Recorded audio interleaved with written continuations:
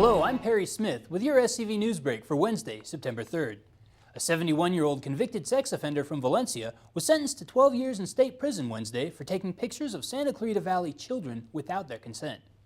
Yale Yerman accepted a last-minute plea deal back in July, pleading no contest to one count of annoying a child under the age of 18 with a prior sex crime conviction. He was caught in June 2013 following girls as young as 6 years old and taking inappropriate pictures of them.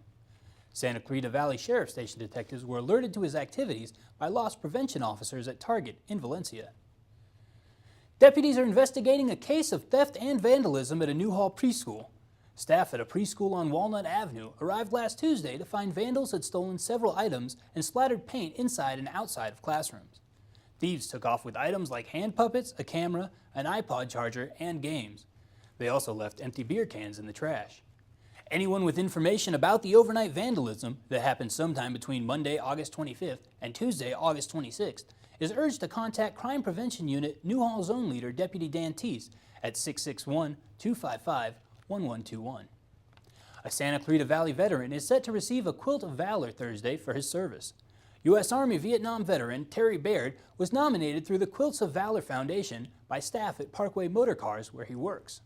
The foundation is a nonprofit that hand-sews quilts and presents them to veterans in an effort to provide comfort and healing.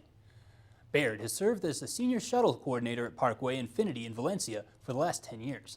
He's set to be presented with his quilt at Infinity on Thursday afternoon. Construction of 6 homes being built for local veterans and their families is set to begin Tuesday. The project is part of an 87-home veteran community created by Habitat for Humanity and the California Department of Veteran Affairs.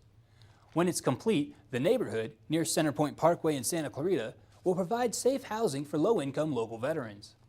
Starting next week, a 120-member Home Depot volunteer team will build frames, work on underground plumbing, and establish foundations for the homes.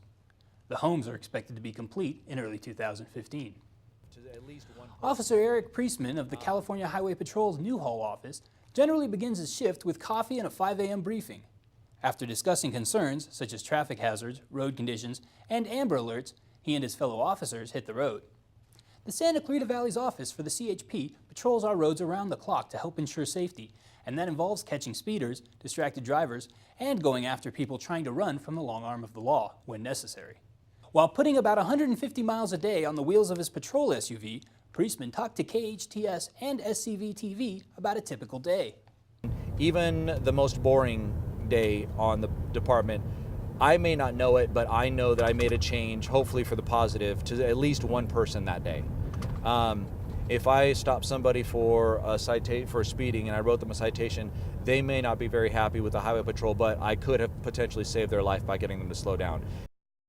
You can watch the entire video online at scvtv.com or on KHTS's YouTube channel. Turning to weather, daytime temperatures topped out in the low 90s in Santa Clarita on Wednesday. Cooler weather is just around the corner for us. Highs are expected to remain in the upper 80s in the SCV throughout the remainder of the work week.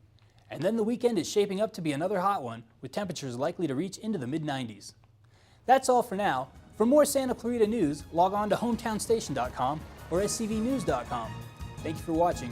I'm Perry Smith.